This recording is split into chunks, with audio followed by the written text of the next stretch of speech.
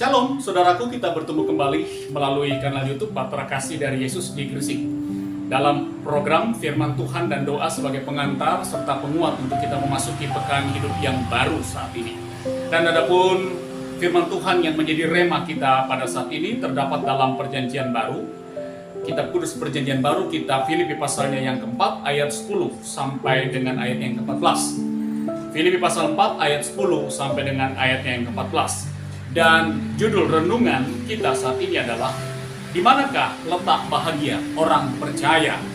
Di manakah letak bahagia orang percaya? Nah, saudaraku, umat Tuhan, sebelum kita membaca sambil mendengar akan perenungan firman Tuhan saat ini, mari kita berdoa.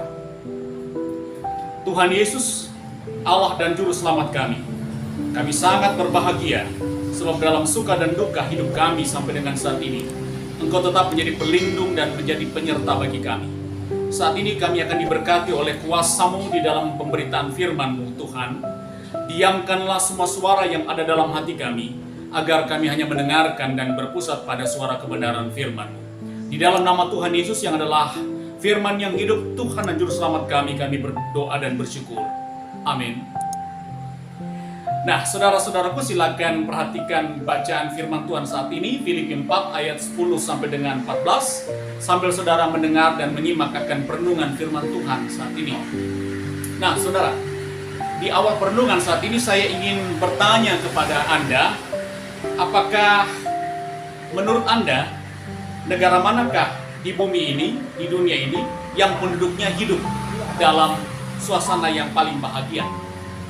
Bahkan boleh dikatakan hidup mereka tidak pernah susah. Nah, menurut Anda, kalau Anda ketahui, kalau kita semua mengetahui, negara manakah di dunia ini yang penduduknya hidup bahagia? Tidak pernah kelihatan susah.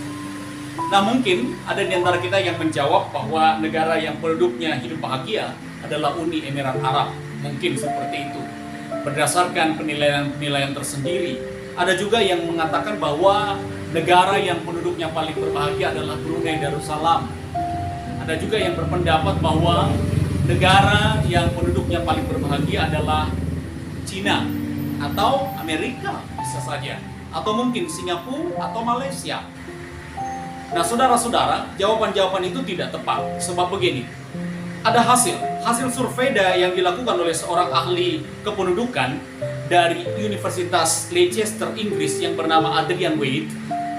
Ternyata negara yang penduduknya paling berbahagia di dunia ini adalah Denmark. Itu menduduki posisi pertama. Hasil survei tahun 2009. Ya. Denmark.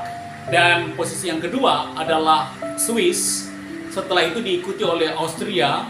Dan kalau kita mau tahu Indonesia di posisi keberapa? Indonesia berada di urutan ke-64.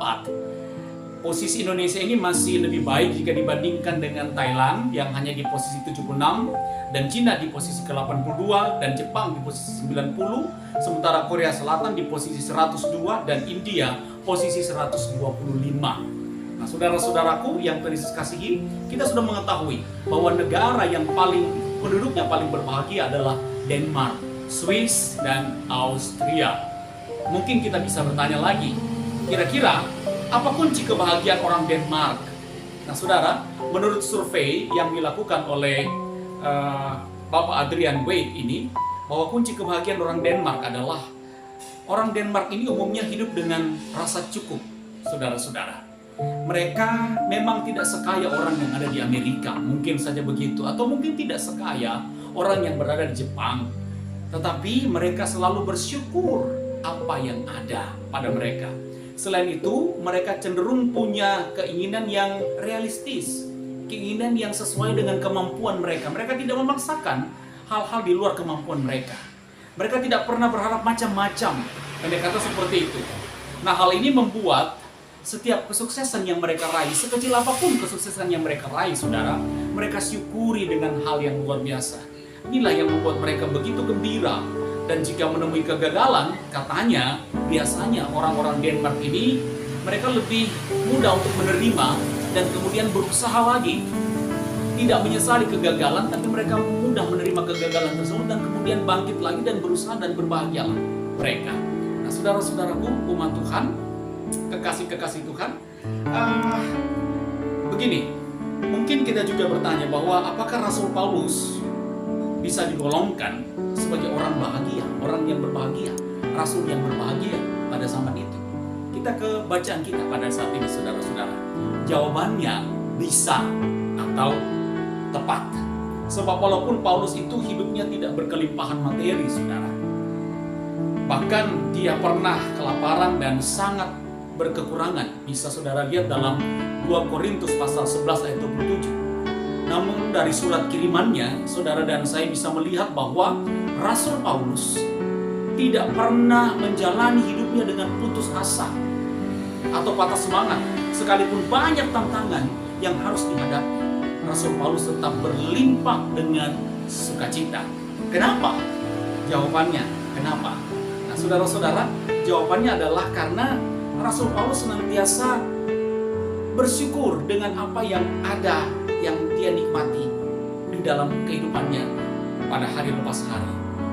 Nah, saudara-saudaraku yang terkasihi dan yang mengasihi Tuhan Yesus, mengapa? Sekali lagi, mengapa Rasul Paulus tetap berlimpah sukacita? Karena Rasul Paulus selalu belajar mencukupkan diri dengan segala keadaan.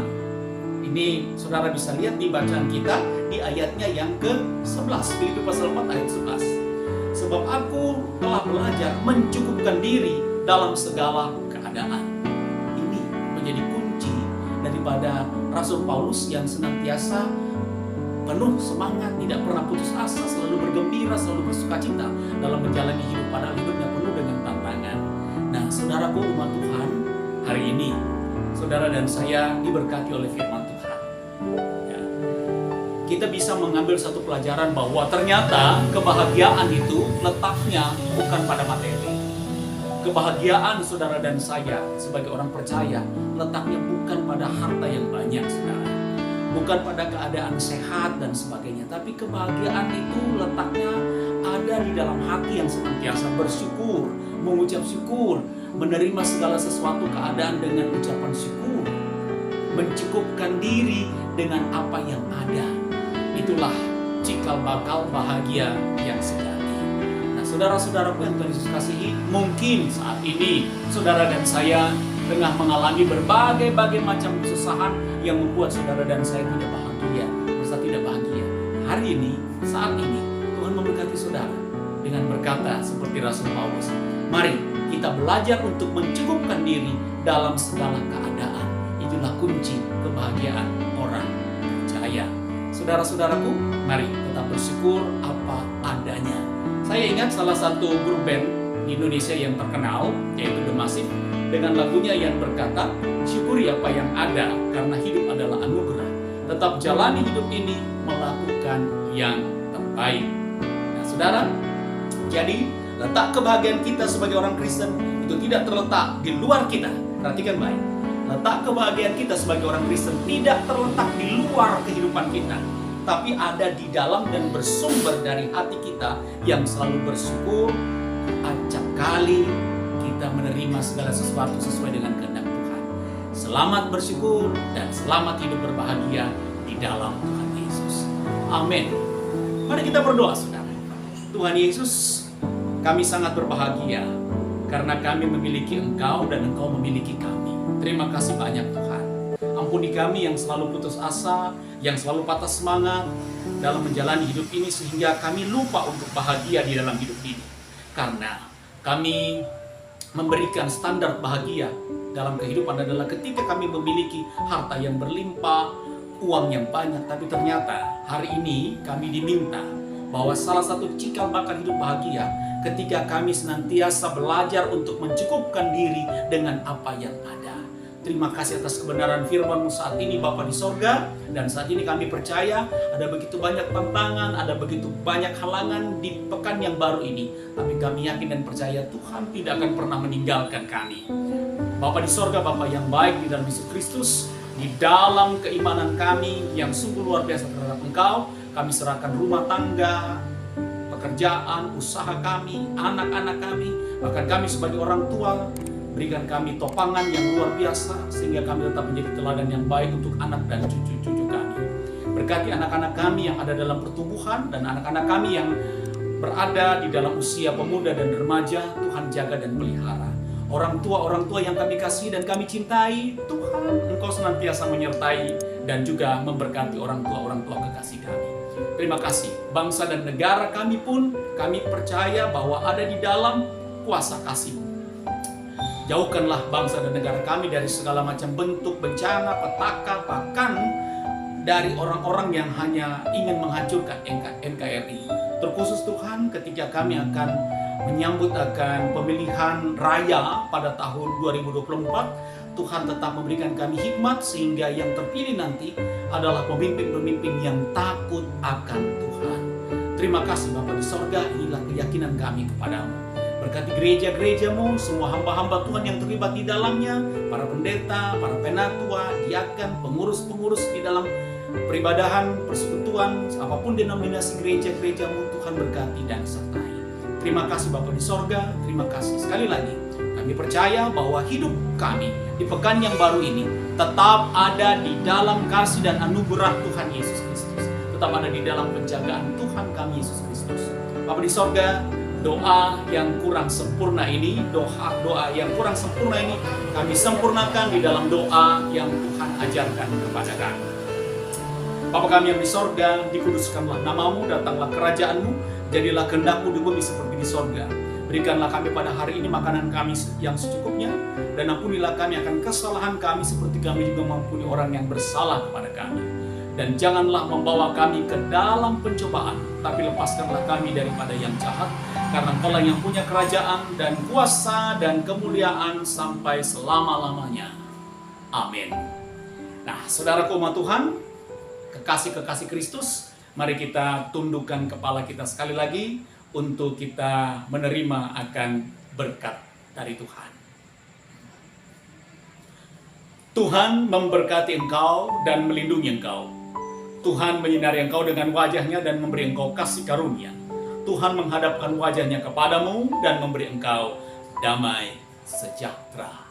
Saudaraku, saya Pendeta Hendra Dores dan tim kerja Bahtera Kasih dari Yesus di Gresik mengucapkan selamat memasuki pekan hidup yang baru, selamat bersyukur, selamat berbahagia. Tuhan sayang kita semua.